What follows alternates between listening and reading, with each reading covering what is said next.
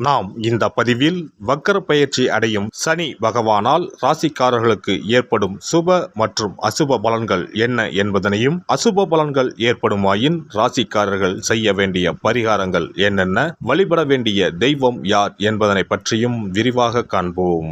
உங்கள் வாழ்வில் வளமும் நலமும் செல்வ செழிப்பும் பெற்று வாழ்வில் உயரிய நிலையை அடைய எல்லாம் வல்ல இறைவனை வேண்டி விரும்பி கேட்டுக்கொள்கிறேன். வாழ்க்கையில் கஷ்டங்களை மட்டுமே சந்தித்த சில ராசிக்காரர்களின் வாழ்க்கையில் புது மலர்ச்சியை தரப்போகிறார் சனி பகவான். இந்த பெயர்ச்சியின் போது சில ராசிக்காரர்களை வாழ்க்கையின் உச்சத்திற்கு கொண்டு செல்ல போகிறார். ஒருவர் செய்த கர்ம வினைகளுக்கு ஏற்ப பலாபலன்களை கொடுப்பவர் சனி பகவான். சனி பகவான் மனது வைத்தால் போதும், குப்பையில் இருப்பவர்கள் கூட கோபுரத்திற்கு செல்வார்கள். மன்னராக இருப்பவர்கள் கூட முடி துறந்து நாடு இழந்து நலன் போல அலைய வேண்டியதுதான்.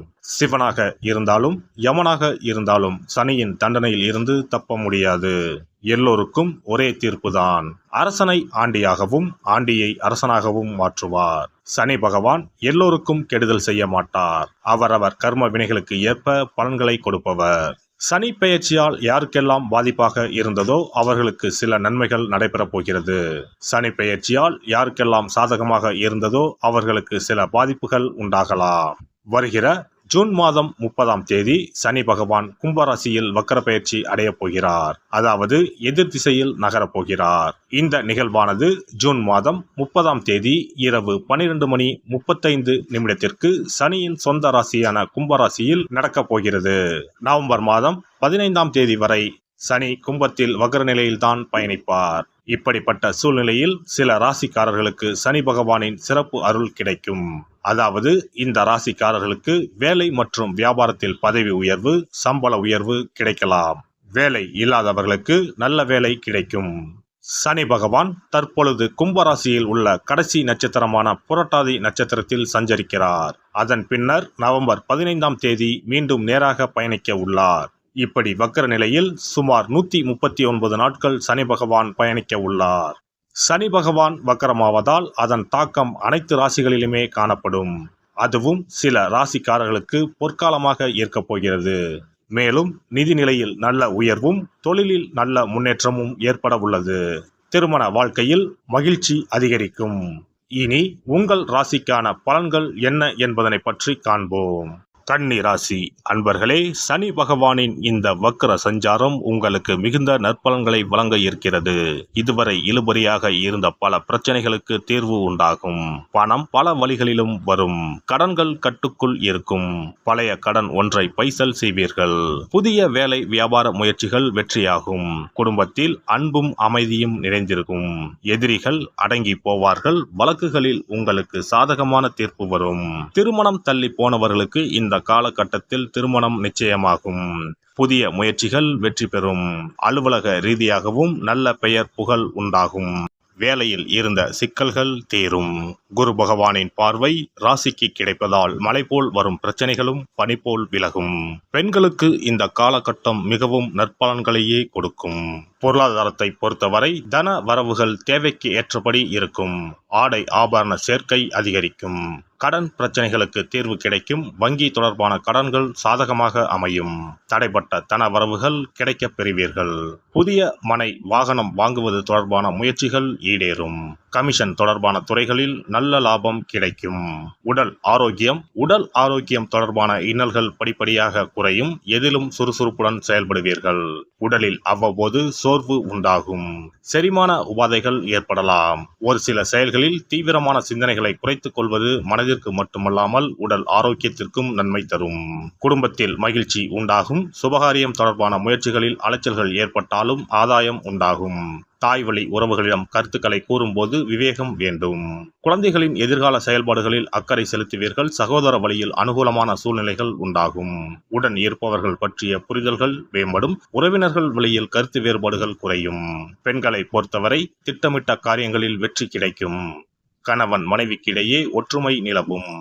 தடைப்பட்ட சுபகாரியங்கள் நடைபெறும். வீட்டிற்கு தேவையான புதிய நவீன பொருட்களை வாங்கி மகிழ்வீர்கள்.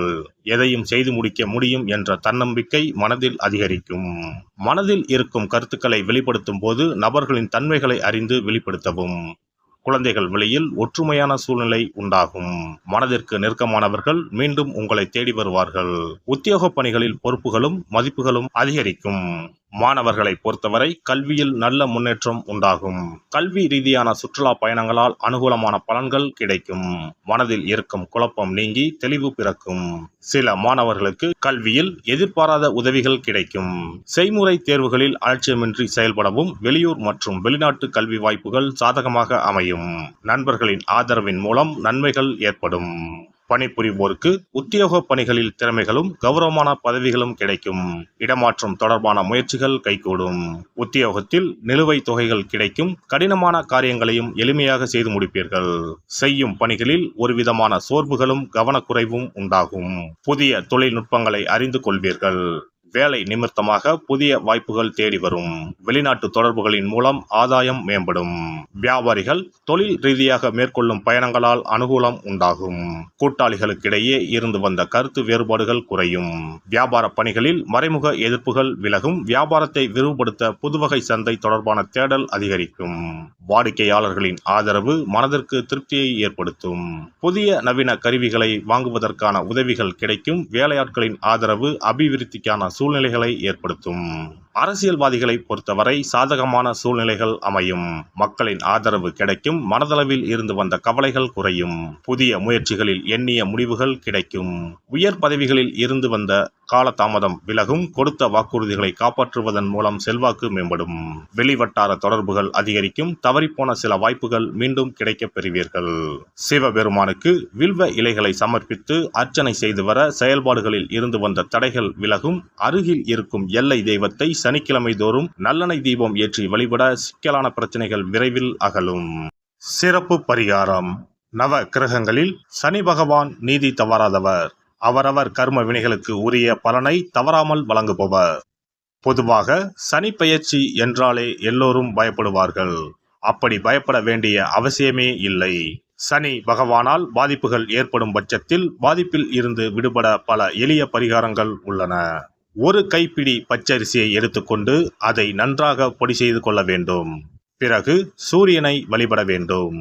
சூரியனை வழிபட்ட பிறகு குளக்கரையிலோ மரத்தின் அடியிலோ உள்ள விநாயகரை 3 முறை வலம் வந்து வழிபட்டு விட்டு பொடி செய்த பச்சரிசி மாவை தரையில் போட வேண்டும்.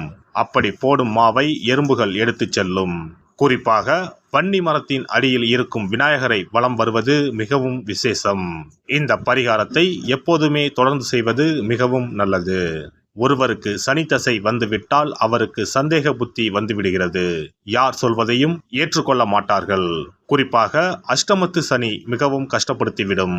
7.5 சனியின் பாதிப்பை விடவும் அஷ்டமத்து சனி மிக அதிக பாதிப்பை ஏற்படுத்தும். அஷ்டம சனி நடப்பவர்கள் சனியினால் ஏற்படக்கூடிய பாதிப்புகளில் இருந்து விடுபட பின்கூறும் நியதிகளை கடைபிடித்தால் பாதிப்புகளின் தாக்கத்தில் இருந்து விடுபடலாம். சனி தசை நடக்கும்போது எந்த செயல் செய்தாலும் தாமதமாகும். அதற்காக கோபப்படக்கூடாது. பொறுமையாக இருக்க பழகிக்கொள்ள வேண்டும். தினமும் காகத்துக்கு எள் கலந்த சாதம் வைக்கவும். பிரதோஷ பூஜைகளில் பங்கேற்பது நல்லது. சனிக்கிழமை தோறும் சனி பகவானுக்கு இரும்பு அகல் விளக்கில் நல்லெண்ணெயில் தீபம் ஏற்றி வழிபடவும். கருங்குவளை மலர்களால் சனி பகவானுக்கு அர்ச்சனை செய்து வரலாம். வன்னி மர இலைகளை மாலைகளாக தொடுத்து சிவபெருமானுக்கு சனிக்கிழமை தோறும் சாற்றி வணங்கி வழிபடவும். சனிக்கிழமை அன்று அசைவ உணவு கண்டிப்பாக சாப்பிடக்கூடாது. சனிக்கிழமை தோறும் நல்லெண்ணெய் குளியல் செய்தால் கெடுதல் குறையும். விநாயகர் வழிபாடு செய்யலாம். அனுமன் வழிபாடு சனி பகவானின் தொல்லைகளை குறைக்கும். ஞாயிற்றுக்கிழமை மாலை ராகு கால வேளையில் கால பைரவரை வணங்கி வரலாம். தேய்பிறை அஷ்டமி நாளில் கால பைரவரை வணங்கி வருவது நன்மை தரும். ஏழை மாணவர்களின் படிப்பு செலவுக்கு உதவலாம். சனி பிரதோஷ வழிபாடு செய்வது சிறப்பு. அன்னதானத்துக்கு உதவி செய்யலாம். சித்தர்களின் பீடங்கள் ஜீவ சமாதி பீடங்களுக்கு சென்று வணங்கி வழிபடலாம். வன்னி மரத்தை சுற்றி வந்து வணங்க வேண்டும். இதனால் சனி பகவானின் கொடுமையான பாதிப்புகள் விலகிவிடும்.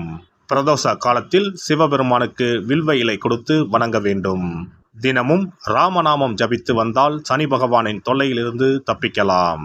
கால்கள் இல்லாமல் நடக்க இயலாதவர்களுக்கு இயன்ற உதவியை செய்யலாம். இந்த வழிமுறைகளை முறையாக கடைபிடித்து சனியினால் ஏற்படக்கூடிய பாதிப்புகளின் தாக்கத்தில் இருந்து விடுபடலாம். எல்லாம் வல்ல இறையருளால் நீங்களும் உங்கள் அன்பு குடும்பமும் உடல் நலம், நீலாயுள், நிறை செல்வம், உயர் புகழ், மெய்ஞானம் ஓங்கி வாழ்க வளமுடன். இந்த வீடியோ பதிவு உங்களுக்கு பிடித்திருந்தால் லைக் பண்ணுங்க, கமெண்ட் பண்ணுங்க, ஷேர் பண்ணுங்க. மறக்காம சப்ஸ்கிரைப் பண்ணுங்க. பக்கத்துல இருக்கிற பெல் பட்டனை கிளிக் பண்ணுங்க. நன்றி, வணக்கம். ஓம் நமச்சிவாய. சிவாய நம.